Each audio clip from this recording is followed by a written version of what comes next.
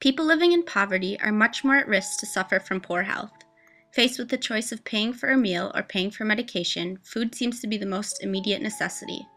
Preventative care is even lower on the proverbial totem pole for families. This lack of care leads to a greater occurrence of diabetes and heart disease, things that are prevented in families that can afford the medication and frequent doctor visits. In rural areas, this challenge is even greater. Distances between towns and cities is larger, and the flash and glamour of city life doesn't exist to attract doctors and nurses. Rural primary care physicians report that 51% of patients referred for specialty services are referred to locations more than 20 miles away from the primary care facility. More specialized care, like dentistry and mental health, are even harder to access. In addition to this, many of these families teetering on the brink of poverty cannot afford to go into healthcare centers for treatment, leaving them in a highly vulnerable financial state. If one of their family members became seriously ill, it could be the final push for the family into poverty.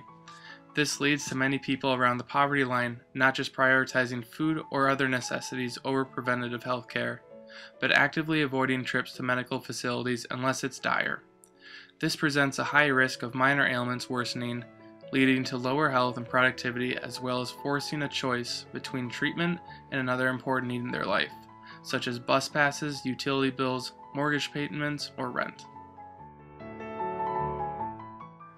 In comparison to the rest of Minnesota and even the rest of the United States, Mankato has a strong need for resources that can provide quality and affordable care for low-income families. In 2012, 27% of Mankato's population lived at or below the poverty line, while the national rate was at about 15%, and the rate in Minnesota as a whole was only about 11.5%. The median household income for Mankato residents is just over $40,000, while the median household income for residents of Minnesota is almost $59,000. Similar statistics are observed for the greater Blue Earth County as well as other rural counties surrounding Mankato. The Patient Protection and Affordable Care Act, passed in 2010, was a significant step towards fixing healthcare in the United States, and specifically community health clinics. Medical expenses are the number one cause of bankruptcy in America, mainly due to patients being unable to afford an emergency care visit or treatment. Lack of preventative care, the care that Open Door caters to the most, causes many of these emergency care visits. When uninsured people choose to forego a checkup, or to ration their medication rather than pay for their medical needs, their condition only gets worse. Over time, this adds up. Suddenly, something preventable and manageable, like heart disease or diabetes, turns into a major health event. Open Door fills this need by treating many non-emergency needs and refusing to turn away patients. Prior to the passage of the ACA, more than 16% of Americans were uninsured, nearly 15 million people. Since its passage, millions have gotten coverage. Overall, the percentage of those uninsured has begun to fall, including here in Minnesota. While Minnesota has one of the lowest percentages of uninsured, and has for many years, there are still thousands of Minnesotans without coverage. Many float just above the poverty rate, yet not making enough to have an employer provide coverage, or having their own funds to purchase coverage through the exchange. Part of the Affordable Care Act was a mandatory multi-billion-dollar fund to give money to the CHCF, or the Community Health Care Fund. This fund serves many community health centers, including Open Door Health Center here in southern Minnesota. So there were more protections for patients, and there were also measures in the Affordable Care Act that expanded coverage for people. Where the Affordable Care Act fell short was on cost control, and everybody knew it at the time. It was sort of like, let's see what we can get out of Congress, and one of the things that that was sort of left to address is cost. But in southern Minnesota, Open Door Clinic has benefited greatly from the Affordable Care Act because there are grant programs. Open Door Health Center is an independently owned and operated community health center providing quality and affordable medical, dental, and behavioral health care to all people in southern Minnesota. The Open Door Health Center was founded in 1994 after a community needs assessment revealed that low-income and uninsured women and children in the area were in need of affordable access to health care. 60.9% of Open Door's patients live at or below the poverty line, and 94.4% are below 200% of the poverty line. Over the past 20 years, Open Door has significantly expanded the amount and types of services they can provide to low-income families. In 2001, Open Door significantly increased its primary care services and added dental services. In 2009, Open Door Health Center was designated a federally qualified health center and was able to add behavioral health services, a crucial element for low-income families often struggling with mental health problems associated with high levels of stress or other factors. Open Door is the only medical and dental access point for thousands within a 135-mile radius of Mankato. Open Door serves 12 counties, but in 2012, they were able to launch a mobile health program that allowed the clinic to bring their services to their patients living in rural areas of Minnesota. In 2013, due to funding provided by the Affordable Care Act, state grants, and private foundations, Open Door was able to remodel and expand its building. The remodeled building includes private rooms for consultations with patients, families, healthcare providers, and interpreters if needed. In 2014, Open Door received another $250,000 grant that will add 3 full-time positions for additional healthcare providers, as well as half the cost to add another dental position. The award creates access for approximately 349 new patients and will improve the quality of care for already existing patients. Open Door receives 50% of its operating funds from grants, 40% comes directly from patient fees, and the last 10% comes from donations made by third-party contributors or other investments. Open Door's goals are to serve as a collaborative partner and community resource for the medically underserved population and eliminate health disparities by focusing on culturally and linguistically appropriate care. Open Door is the only organization in southern Minnesota that offers sliding scale fees for their services, which are determined based on the patient's ability to pay. Open Door truly focuses on their ability to meet the needs of their clientele and works with them one-on-one to ensure that they are able to address their health needs regardless of cost. There's a lot of clinics in southern Minnesota, so the MOPE program is not to compete with other hospitals, but to catch those folks who are falling through the cracks, who either don't have insurance, have super high deductibles, who are facing cultural language barriers, or who would maybe be using the emergency room as their primary health care, which costs everybody money. When we've done needs assessment research or you have conversations, lack of access for behavioral health care, lack of access for dental care regularly come up, and for a whole number of reasons, shortage of providers, payment mechanisms aren't where they need to be in order to, support the providers. Mm-hmm. Open Door receives a very diverse population among its clientele, and they make it a point to hire bilingual staff members. About 20 to 25% of their patients need an interpreter.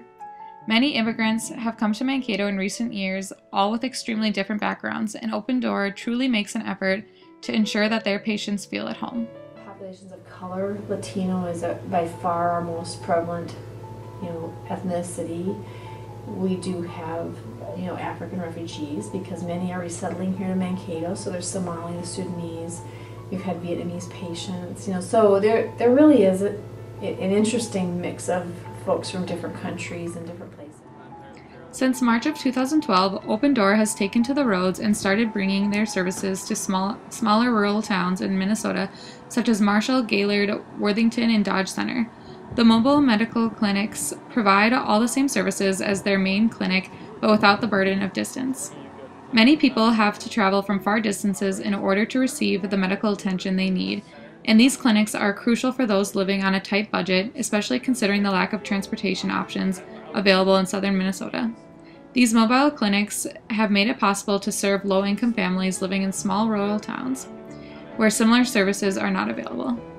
Given treatment, looked at, assessed, everything like that, and as you can see, it very high functioning, I would say high class service in a mobile unit, which, as we pointed out earlier, is accessible to many people in a more privatized or typical medical treatment setting. It's interesting because we're finding a similar thing where patients just don't make their way into the unit. We have to go out and find them where they're at, because dental is busy. It doesn't matter where there be dental. There's such a demand for dental that people are going to go wherever they can go to get a service. But medical is not really that way, and medical doesn't hurt like tooth pain would hurt. Right. And people put it off. They go to the emergency department where they can't get refused. You know, so this one's been a little bit more of a challenge for us to try to figure out where's the true need, so that we have adequate demand on these units to really justify them, you know, the expense to take them out places. And so we're still trying to learn about that right now. That's one of our key initiatives right now. Although Open Door reports that about 20 to 25% of their patients require the presence of interpreters, the mobile clinic staff indicates that the need for interpreters is much higher out in smaller towns in rural Minnesota. Our mobile unit is 90% were Hispanic or Spanish speaking, so 90% needed some sort of interpreter. Oscar Cruz is the driver of the mobile clinics, but also plays a major role in patient visits as the interpreter for much of the Latino population and assists patients in filling out forms and paperwork. Sarah Cruz, CEO of Open Door Health Clinic, truly cares about the patients and makes every effort to ensure that they not only receive the help they need, but that they feel comfortable while doing so. She has meticulously thought through almost every aspect of the clinic, from the moment you step in to the time you are meeting with the professionals one-on-one. Open Door is a great resource that seeks to help all, as many of its patients are eager to learn more and improve their health. Because I saw firsthand the need of the patients and the impact that our care gave them, and patients who are just really hungry to understand. Insufficient grant funds are still a major problem for health centers, here in southern Minnesota and elsewhere. However, without the Open Door Health Center, there would be even greater challenges. If not for Open Door, I think that there would be a significant need in southern Minnesota for a facility like that to sort of meet people where they're at. I think the Affordable Care Act has provided a significant amount of additional funds to community health centers, but hasn't gone far enough. When centers like this still rely on donations and grants, the risk of running low on funds still exists. Sarah Cruz indicated that if Open Door had not received certification as a federally qualified health center, the clinic would not have survived the country's last recession. For every center that receives grant support, others will be denied. And while Mankato offers Open Door's great health care services, there are still many more places that lack resources for low-income and poor families. The need is increasing, but it is difficult to attract young healthcare professionals to rural areas.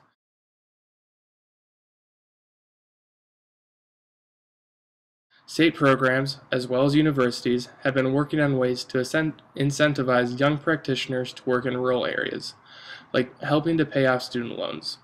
The continuation of such programs is an important part in solving rural and low-income healthcare needs. It's just going to be even more critical to incentivize mental health professionals to want to work in rural areas, because largely speaking, they want to live in larger cities, pays better, standard of living tends to be better. I know at the state legislature, they're incentivizing, they're pursuing legislation to incentivize people to move to more rural areas. Other states have had, way bigger challenges, and tend to do things like pay for people's mortgages or offer loan assistance or things like that. So it's just it's a challenge not only for southern Minnesota, but rural areas everywhere. As the population age continues to rise, the need will increase as well, and it will be imperative for healthcare to be a top priority, especially for those who need it most. In 2013, Open Door Health Center served 5,960 patients, which was a 178% growth since 2009. However, the need for affordable care continues to grow. Each month, 200 to 300 people are put on Open Door's waiting list for dental services. That, coupled with the more recent trend of attending the mental health needs of individuals previously left untouched, shows that this increased need will not disappear overnight. Open Door Health Center has adapted over the years and continues to put the needs of the patients first, evolving the clinic so that it is able to meet the needs of every patient.